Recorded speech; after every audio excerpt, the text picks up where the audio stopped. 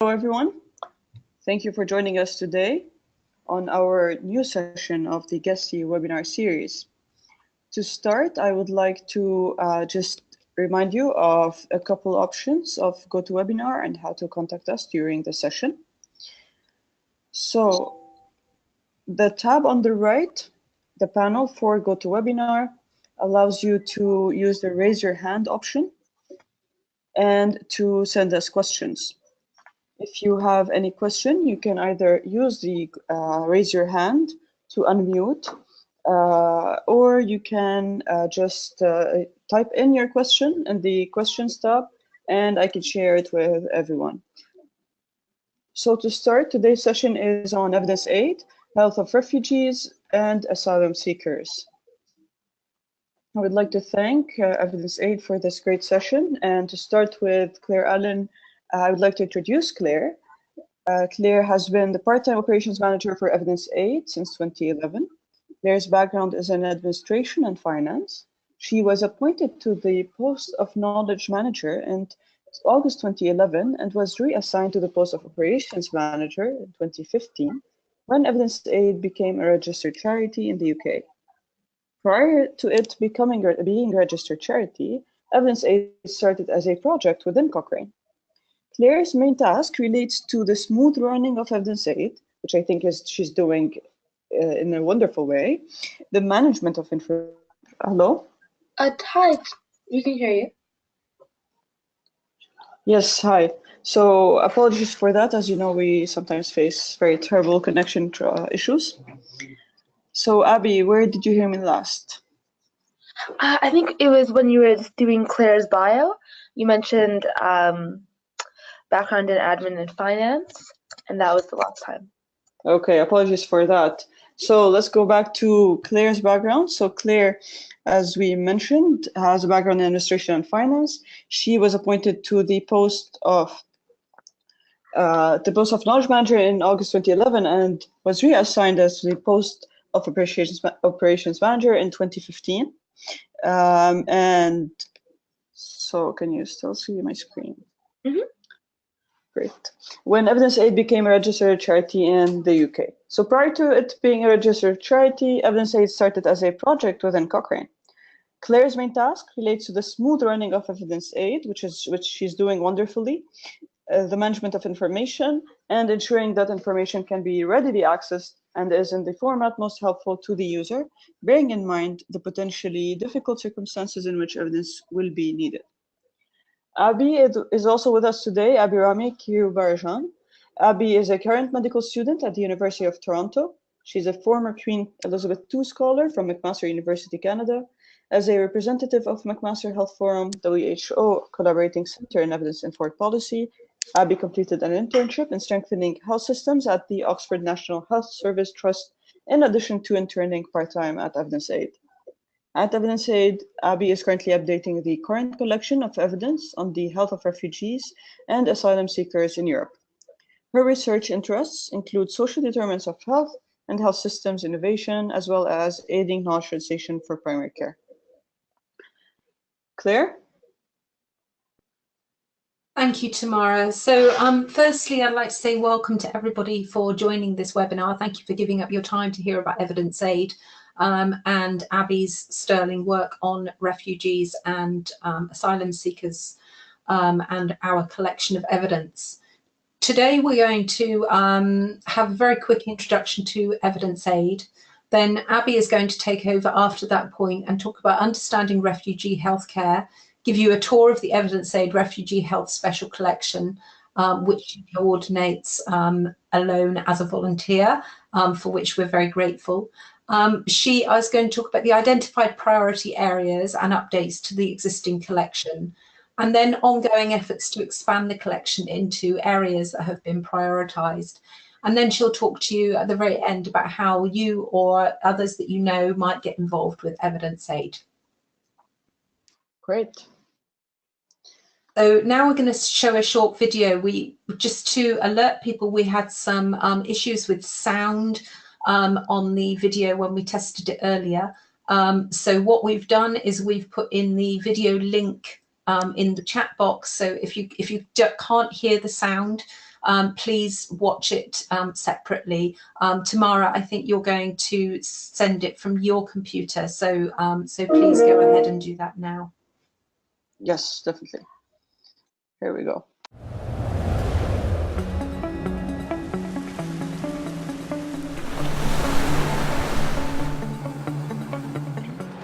When disaster strikes, the best interventions can save lives and help shattered communities rebuild. Knowing what works and what doesn't can be the difference between life and death. That's why Evidence Aid is championing evidence-based practice and is the go-to organisation providing an accessible resource for key players who need advice rapidly. The particular value added that Evidence Aid provides within this landscape of evidence and humanitarian action is that they really focus on evidence around the effectiveness of different interventions. In other words, Evidence Aid helps us answer the what works question.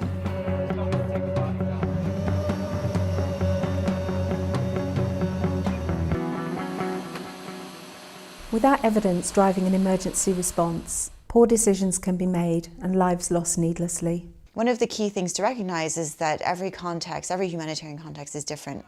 The critical role that evidence can play is by highlighting perhaps unexpected ways in which our standard approaches or our interventions might be leading unintentionally to harm.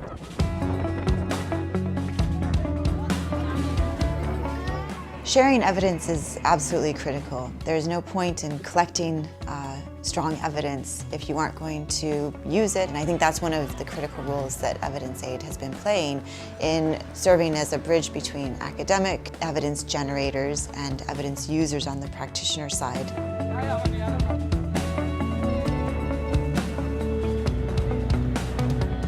As spending on humanitarian aid reaches record levels, people are realising the need for more reliable evidence. In the last decade, nearly 1.6 billion people were affected by disasters worldwide.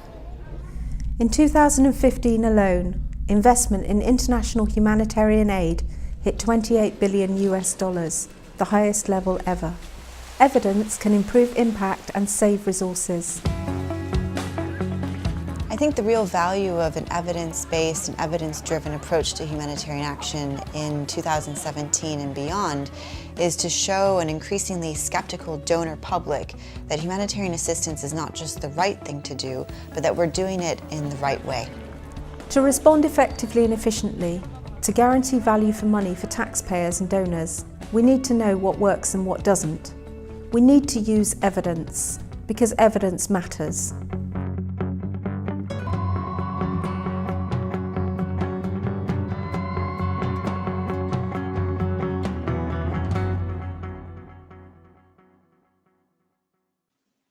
If we could go to the next slide. This was a great video. Thank you. So I'm going to give you a very brief explanation of Evidence Aid and talk about first our vision and our mission, which you'll see in front of you. Very quickly, I'm not going to read out everything on every slide, but just to alert you to the fact that our mission is changing almost as I speak. Our Board of Trustees met on Monday and we have realigned our mission with the job that we actually do, which is to provide and promote evidence in order to enable its use so that the humanitarian sector can apply an evidence-based approach in their activities and decisions. We took that decision for various reasons. We thought that the advocacy lines, while strong, didn't adequately represent what we were actually doing. So Tamara, can you give me the next slide, please? Sure. So our purpose will remain the same: to create and satisfy an increasing demand for evidence to improve the impact of humanitarian aid by stimulating the use of an evidence-based approach. And that takes various forms. I would alert you to go and have a quick look at our website if you have the time, which is www.evidenceaid.org. It's very easy. We have over 350 systematic reviews and various evidence collections, one of which Abi's going to talk about shortly. We have 4 objectives at the moment, which again will change, are changing as I speak, to reflect the provide, promote and enable mission. But at the moment, we want to establish evidence aid or consolidate evidence aid as the influential go-to organisation for the evidence-based approach towards humanitarian action, to uphold and promote the value of evidence in health outcomes across sectors, and that's within the humanitarian sector. So we're not just about health, although if you go to our website, you will find that most of our resources are related to health, and that's simply a reflection of where evidence aid grew from, because it was originally a project in Cochrane. We want to identify gaps of evidence in humanitarian aid, and build the resources and network to address them. And in terms of thinking about how we do that, we've recently been board members of the Humanitarian Evidence Programme, who looked at a priority setting exercise that we did in 2013 and used that to plug some of the gaps in systematic reviews, and have recently published those. And we also want to raise the capacity and commitment of those who guide the humanitarian sector to implement an evidence-based approach. And one of the examples that we've done in thinking about that objective is to have a commitment to the World Humanitarian Summit about the provision and use of evidence in the sector. Can I have the next slide, please, Tamara? So what we're doing, as I said, is we're enabling people to take an evidence-based approach to humanitarian aid.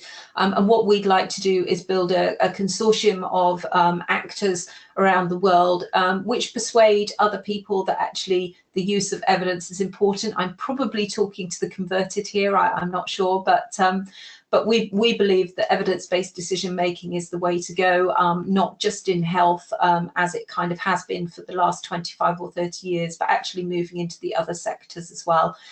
Humanitarian came about because of the 2004 Indian Ocean tsunami, and when there were people at Cochrane who were trying to figure out what it was that they could do to help that particular awful event. And that was how evidence aid was born, was by providing evidence to healthcare workers who were responding to that tsunami. And I think one of the most important messages that we have of all of those core messages that are in front of you are that we believe that together we need to ensure that we do no harm, and that humanitarian activities are as effective, timely and appropriate as possible. And we believe that you do that with good evidence and with perhaps contextualized evidence. We recognise that not all health research will apply to humanitarian settings, but that you can actually apply some of it. And some of the priorities are the same whether you're in a humanitarian setting or not. So next slide, please, Tamara. So this came from a report in 2011 from somebody called Paddy Ashdown, who was at that point an MP in the UK. And he wrote a report which was the Humanitarian Emergency Response Review. And he said, this is no longer acceptable. The sector must increase its efforts to demonstrate impact, and it must use evidence on what works and what does not, and why, to improve its performance. And on that note, I know that's a very short introduction to evidence aid, but please save your questions for later and I will do my best to answer all of them. I'm going to hand over to Abi to talk about the health of refugees and asylum seekers in Europe, the evidence aid collection of evidence for which she is the volunteer coordinator. Over to you, Abi. Hello, everyone. I'm just going to switch myself as a presenter so we can see my screen. Okay. Thank you, Claire and Tamara, for those introductions. I'm really excited to be here and share the amazing work that we are doing at Evidence Aid. The health of refugees and asylum seekers collection really has been expanding quite a bit over the last year, and I'm looking forward to sharing those updates with you. I think that they're really reflecting the current state of refugee health, and especially amongst the refugee crisis, which I'm sure we're all familiar with. It is just a great effort done by volunteers and by staff alike, and I think that there is a great potential to become involved as well, which I will be discussing at the end of our presentation. So before I get into the evidence aid collection, I just wanted to quickly recap the current situation regarding the refugee crisis. So these stats are coming from the UNHCR, and it's surprising that 65.6 million people have been forcibly displaced worldwide, and of these, around 23 million now are refugees. And countries all around the world are devoting their attention towards how to not only accommodate refugees, but also how to ensure that refugees are receiving the best possible care in a context that makes sense for them. So it's quite unique because there are so many different health needs of refugees. There are several different priority areas that I'll be talking about later in our presentation that have been identified. So refugees, I know from firsthand experience within my own family, have all different sorts of unique health conditions. This can range from mental health disorders and post-traumatic stress disorders, of which the UN in particular has basically called an arms to action for the amount of mental health disorders and PTSD incidents in refugees.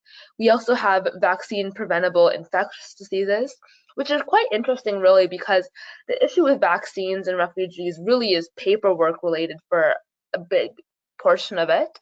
A lot of refugees are forcibly displaced, of course, and they don't always have the paperwork regarding their necessary vaccines, and they don't really follow the protocols for when to take vaccines on schedule just because they have to move around so much. And down the road, this can cause all sorts of issues with infectious disease.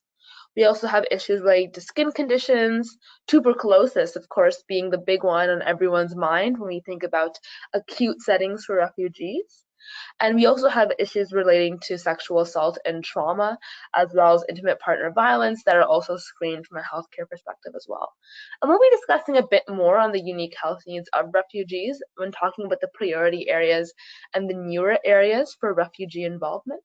However, I think this is just a good blanket understanding that the social determinants of health for refugees really impact all sorts of conditions and all sorts of spectrums involving all different specialists.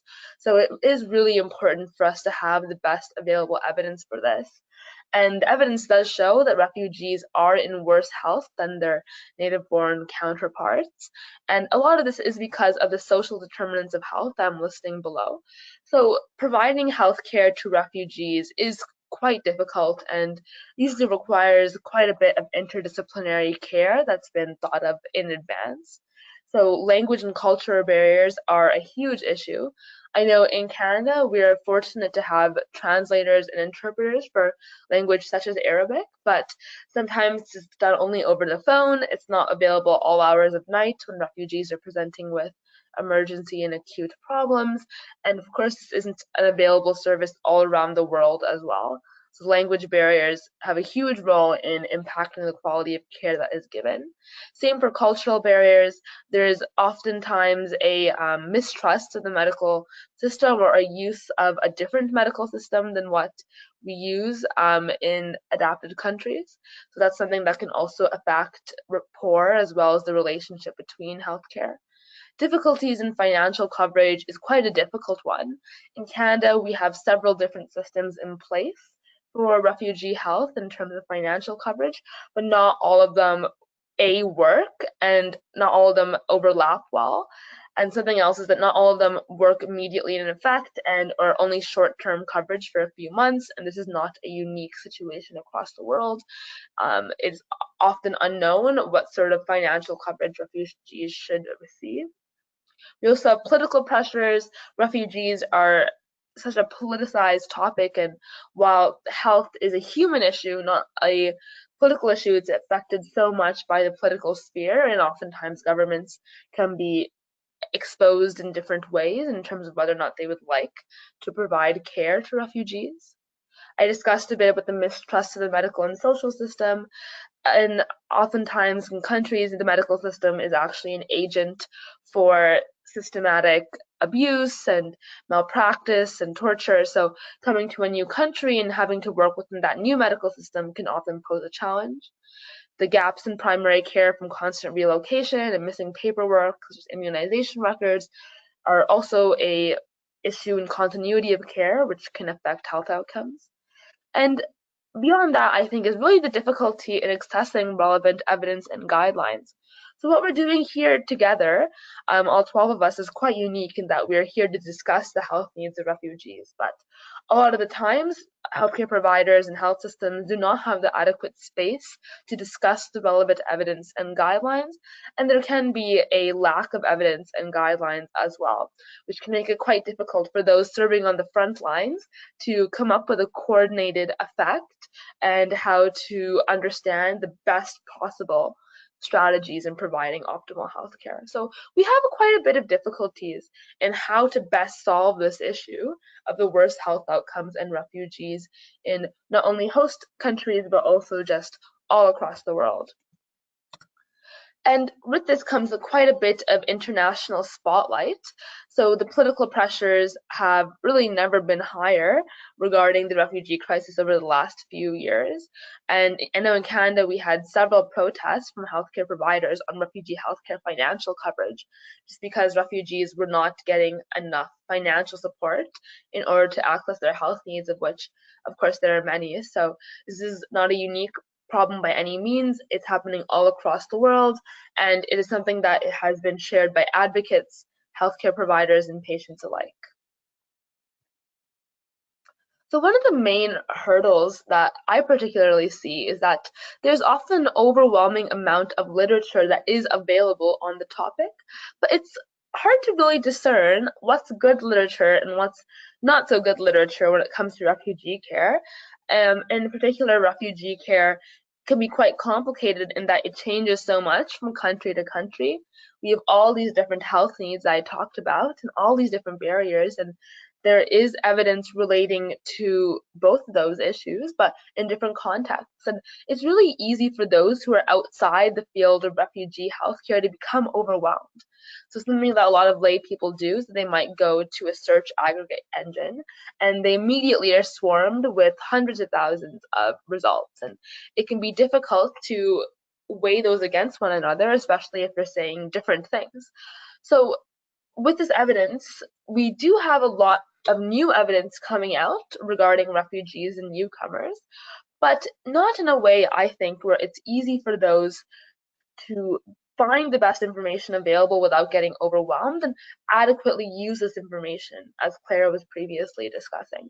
So from our end at Evidence Aid, we want to promote the use of evidence and provide resources to help those who are interested in refugee healthcare use the best possible evidence in their care, in their policymaking, in their research. So our question is really, how can we better equip people to find the best available information? So this is where the refugee collection comes in. And the refugee collection is an evidence aid initiative that's done in collaboration with Cochrane, Wiley, our friends at MSF, as well as the Canadian government's Refugees Initiative, as well as all across the world, different universities. And the goal of the refugee collection is really to provide an online platform to give recent and relevant evidence-based resources, whether that be guidelines or systematic reviews regarding refugee healthcare, to help those who are interested in learning more about the crisis and how to use that effectively in care. So at the moment, we have 5 key priority areas that we have identified regarding refugee health that we include within the collection.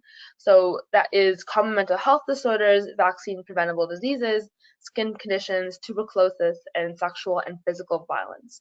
And the entire collection is sorted according to these 5 priority areas. These priority areas were determined in 2 ways. One, by looking at the available literature and seeing what was really afflicting refugees the most, or what was the most pressing issue, and these are the 5 that were discussed the most. In addition, we have a team of global stakeholders from different universities, from MSF, and we asked people on the front lines who were providing clinical care what they particularly saw was most relevant and that healthcare providers might need the most assistance with. So while we were using evidence-based literature to determine these priority areas, we also made sure that they fit within a clinical context. And we made sure that everyone was on the same page regarding whether or not healthcare providers and policymakers actually wanted to use these priority areas within their care. So from these 5 priority areas, we have several different tools that are available for healthcare providers, policymakers, and researchers. We have a systematics review collection. So it's quite interesting because we have all of these great systematic reviews that have been published by all different universities and health systems. And we have guidelines as well that are a combination of evidence-based and not evidence-based, and all of these are relating to the 5 priority areas. But what I find is quite interesting is really how easy it is to synthesize this evidence in a form that's understandable to a reader who might not be familiar. So it can be overwhelming to just look at a list of many systematic reviews and guidelines, and it can be easy to not know whether or not it's good quality evidence or not, or whether or not it's evidence that could be useful. So what we do is that we take a systematic review. This is one that was published quite a bit ago, and what we provide is we provide several summaries as well as a tagging system to provide for easy searching and to find similar systematic reviews. So we have a 1-sentence summary that we produce that does a overarching summary of what to take away from the systematic review or guideline, and we also discuss a few key limitations if applicable. And then we go ahead with a 100 to 200 word summary that goes in greater detail for how the systematic review was conducted and how it could be used, as well as its major findings. So before you even go into the systematic review, you can understand more of where the literature is going, as well as whether or not it's even relevant to your case. And the tags are just for easy organization and to find related reviews. So by providing it in this easy e-platform format, it's just easier for people to be encouraged to be using this evidence in the first place.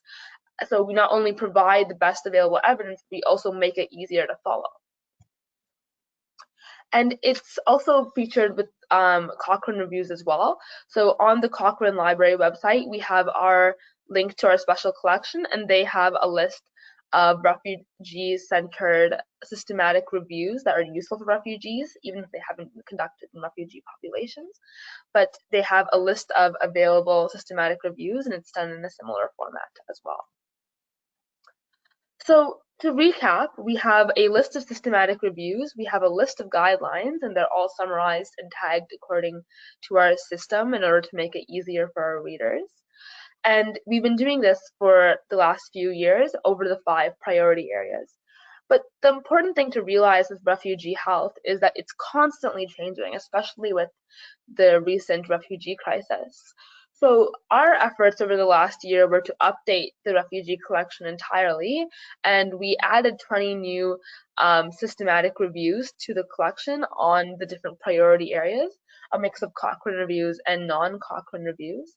And these systematic reviews, while they were identified via a search strategy, they later went through a screening process from people who were on the front lines of refugee health and had experience in clinical care with refugees. And they were able to identify whether or not these systematic reviews and guidelines would be actually useful for our readers. So again, we had this 2-step process of looking at the evidence, but then putting it in context as well. The next update that we did to the refugee collection was to add new 2 priority areas. So what we were really seeing when we were looking at the evidence, as well as what healthcare providers were looking at in the front lines, is that oral health and dentistry was something that was being completely overlooked in refugees, and in particular with children. So with the constant relocations, there was a lack of preventative care. The malnutrition and limited diet affected it as well, infection and abscesses. And actually something else that we found interesting was that many refugees were apprehensive about oral health care due to the history of torture that has been associated with oral health as well. So it was something that healthcare providers were struggling with, because we also typically have this divide between dentistry and non-oral medicine. Many of it has been arbitrary in terms of the health system, but this divide has been preventing individuals from accessing the necessary healthcare that they require, and there has been some evidence regarding the state of oral healthcare status of immigrants and refugees in resettled countries. So this is one area that we were hoping to delve into. The next area was regarding maternal and reproductive health. So women have been facing disproportionately worsened health outcomes when it came to prenatal care, pregnancy, sexual assault, as well as complications regarding female genital mutilation, sexual education, and access to contraception and family planning. And this was really seen again and again throughout the literature. And this was also witnessed firsthand within the clinical context. And providing maternal and reproductive specific care has been such a focus of global evidence as of late. It has been cited by the UN as an upcoming or as a currently important health issue as well. And when women's health is strong, family health is strong, and all different social health outcomes have been linked to that as well. So that's also something that we were hoping to work on. There's a great amount of evidence regarding refugee reproductive health. However, it has been controversial and there has been varying spectrums of the quality of research. So this is another interesting challenge for us here at Evidence Aid in terms of adding the systematic reviews and guidelines for these two new areas. So again, one being oral health and the other being maternal and reproductive health. So with that, we are currently recruiting new volunteers for the refugee health collection, just because we are undertaking this massive addition of these two fairly ambitious new priority areas. And of course, we're constantly updating the collection with the newest evidence in refugee health. And it is quite a team effort. So what we have on our end is we have an amazing team of volunteers from all across the globe. We have a mix of healthcare providers, researchers, individuals involved with advocacy, students, and what we really are looking for is people who are passionate about using the best available evidence. It's work that we mainly conduct online. So within the refugee health collection, every few months we meet online as a team of stakeholders, and we discuss the newest evidence and we go through the changes to the collection. But also we recruit volunteers who might not be interested in that aspect, who are mainly interested in the research involved. We have volunteers looking at search strategies, looking at summarizing the amazing systematic reviews and guidelines that I was previously mentioning. We have volunteers who are involved in the advocacy portion of what we do in terms of promoting on social media, in terms of representing at different conferences and different events. So we're always looking for new volunteers, and we are quite a tight-knit team. I conduct all of my work from Toronto in Canada, and Claire is in the UK, based in Oxford. So there is quite a bit of international collaboration. It's something that can be done online, and we are looking for volunteers. That's something that you can do through contacting Evidence Aid directly and following us on social media to learn more about potential opportunities. And with that, we really hope to continue to update the collection within the next few years with new priority areas, expanding with different countries, expanding with different tools for healthcare providers, as well as, of course, continuously updating with all of the evidence that is currently available, which is quite a mission, to be honest, but it's something that our team is able to facilitate quite well. So with that, I think I'm at the end of my presentation here. Take any questions, Claire and I, on the work we've been doing with Evidence Aid, with the refugee collection in specific, and of course with how to become involved as a volunteer. Thank you. Thank you, Abi. And thank you, Claire. This was a great presentation. It's very nice and very important to see the great work that you've been doing. As you mentioned, the number of refugees worldwide has been continuously increasing, and we've had a peak recently. And the costs that come with that are huge on everyone and all the health systems. So taking care of the health of the refugees, in addition to it being a primary health right, a primary human right, is important to all of us on all levels. So would anyone like to ask any question to Claire and Abi?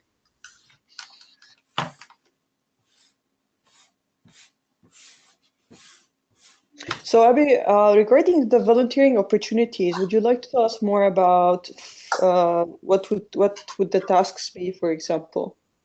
Yeah. So we have a couple different opportunities.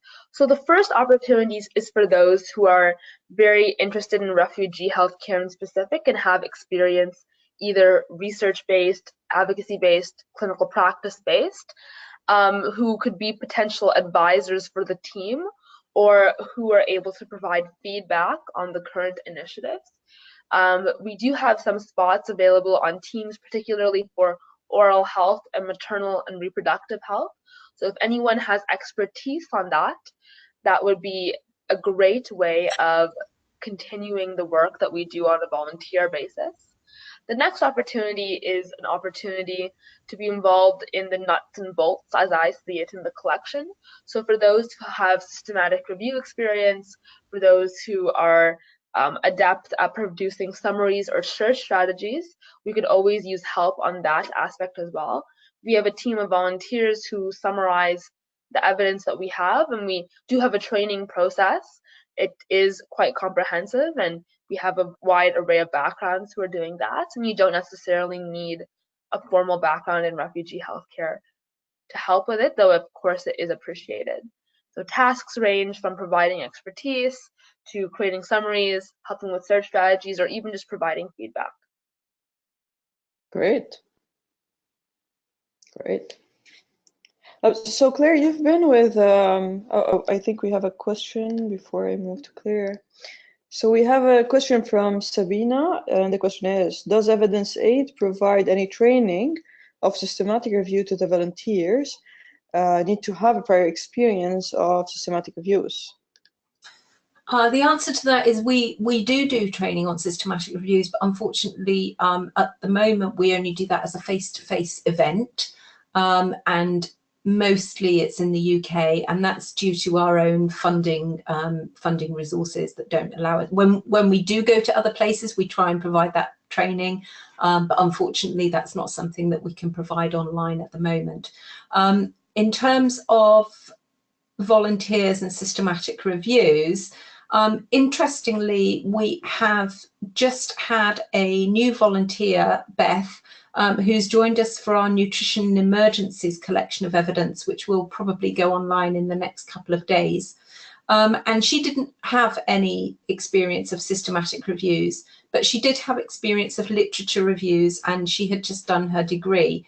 And she has been very successful in actually following the protocols that we have for summarizing systematic reviews and doing those. And she's actually done around 32. So that's with no experience of systematic reviews, because the summarizing really is something that we want to be done in plain language, so that we can then translate it, as I mentioned in my comment that I've sent around, translate it into other languages. At the moment it's Spanish and French, but later on we will look at other languages as well. So the answer is no, you don't need prior experience of systematic reviews, but you do need some understanding of literature reviews and how to read the literature more than the understanding of the systematic review methodology. I hope that helps. But if you're worried about the fact that you don't have systematic review experience, there are definitely other things that you can do as a volunteer. So please don't let that put you off if you're interested in joining us. Wonderful. So Claire, I was going to ask that, yeah, you've been with Evidence Aid for quite some time since the beginning. So how do you feel collaborations have been in the past couple of years? How do you feel people's openness for using evidence in such fields of such, specialty with the refugee field?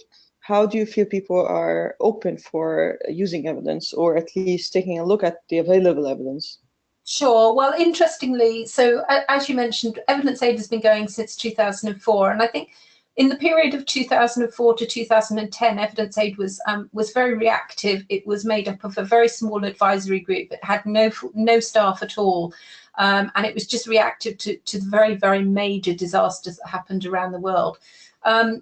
So that was kind of the first period of evidence aid. The second period was 2010 to 2015, where we had a small amount of funding and we could start working with other agencies and doing our own research. So that would have taken into account the priority setting that I mentioned in the introduction. And that kind of consolidated what evidence aid was going to do and thought they should be doing. In 2015, we received some additional funding, which allowed us to, as I say, move away from Cochrane slightly, even though we are still partners of Cochrane. We were able to move away slightly and register as an independent charity. That enabled us to employ a full-time director, which then had the knock-on effect of us being able to kind of work on some of those relationships that we had earlier. We had originally done a few collections of evidence which were published in the Cochrane Library, and they were done predominantly with Cochrane and no outside aid agencies. In 2015, we started working on other collections of evidence whereby we did pull in agencies. The first one was refugees, and I think you saw from the collaboration on that it was essentially Cochrane, Evidence Aid, and MSF. Since that initial kind of collaboration, that expansion of that collection has pulled in other agencies, other universities, as Abi mentioned, and we just published, or we're just about to publish, our Nutrition in Emergencies collection, and interestingly, that's been a collaboration of around 11 or 12 different organisations. So what I can see is every time we do a collaboration on a collection of evidence, we actually work with a lot more people. So in terms of thinking about progress, you can definitely see the progress simply by the agencies that have wanted to get involved. So for the Nutrition in Emergencies collection, for instance, again, we've worked with Cochrane because we always do. We think that's really important. But also we've worked with MSF again. Then we've worked with Action Against Hunger, the Emergency Nutrition Network, Save the Children, Universities of Cambridge, University in London. And so, as you can see, we are the expansion is there. You can see the progress. Does that answer you, Tamara? Yes, definitely. Yes, good. This is very nice.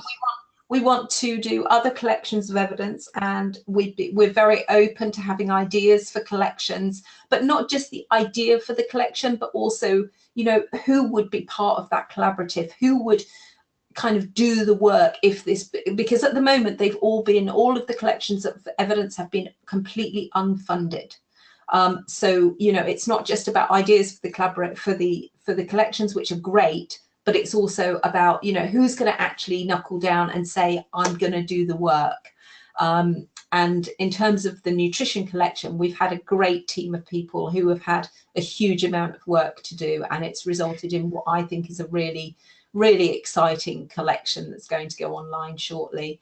And I know, as I said, Abi is working on more and more collaborations with external organisations, both academic and aid agencies, to ensure that the refugee collection is as up to date and has the right priorities in it as possible.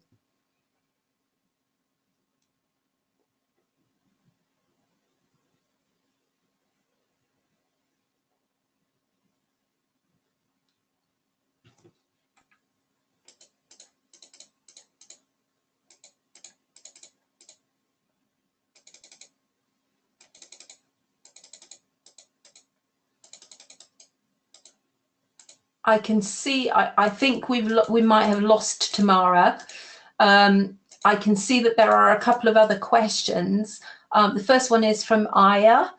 Will there be any potential focus on non-communicative diseases? I don't have anything at the moment, but we have talked about that as a potential collection of evidence, and that would be non-communicative diseases in humanitarian emergencies.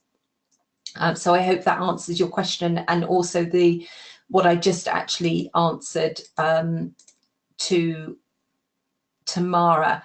And there's another question from Kadra, I think. Up to which level do policymakers and other stakeholders use these conclusions? I'm not sure of the answer of that, but what I do know is that the policymakers, some of the policymakers are people who have been involved in our collections. So, for instance, I think Abi on her collection for refugees has been in touch with policymakers in Canada. Kevin Potty was one of them. I don't know, Abi, do you want to comment on that as well? I think it's a bit difficult because we don't have the information directly on who's using our evidence for what, and that's something that we're looking on gathering more on. Usually people are using evidence aid, I think, in conjunction with all different sources, so it's hard to really attribute it. But I do know that there are individuals who are with the Canadian initiative for newcomers and refugees who are using it. I do know people who are at the hospital levels and administration who are training new individuals are using it. So in terms of how far up it goes, I don't have an easy answer to that, but I can see it being used in many different contexts, both government and non-government. Thank you, Abi. I've just had a message from Tamara to say that she's losing connection or lost connection, I imagine now, and she is happy for Abi and I to close the session when it's done. I don't see any more questions from anybody, but please could you indicate to us now by either clicking on the hand or typing a question in the box if you have any more questions.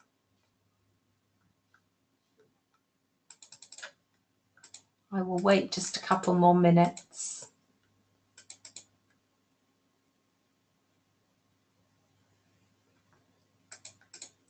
Okay, thanks, Georgina. No question from Georgina, but thanks for a great session. Thank you for your feedback. That's really appreciated. And we hope that perhaps this has inspired you to be in touch with Evidence Aid or be interested in the work that we do, or in fact sign up for our newsletter. And please get in touch with us at the email address that Abi provided in her part of the presentation if you do want to sign up for our newsletter. Okay, so Abi, are you content for this session to close? Yes, I am. Thank you to everyone. Okay, yeah, I'll just, yeah. Questions, feel free to email us as well as you're browsing. Okay, thank you, everybody. I really appreciate the time that you gave up for us, and we hope that we are in touch with some of you soon. Take care, and I hope you will have good days. Thank you.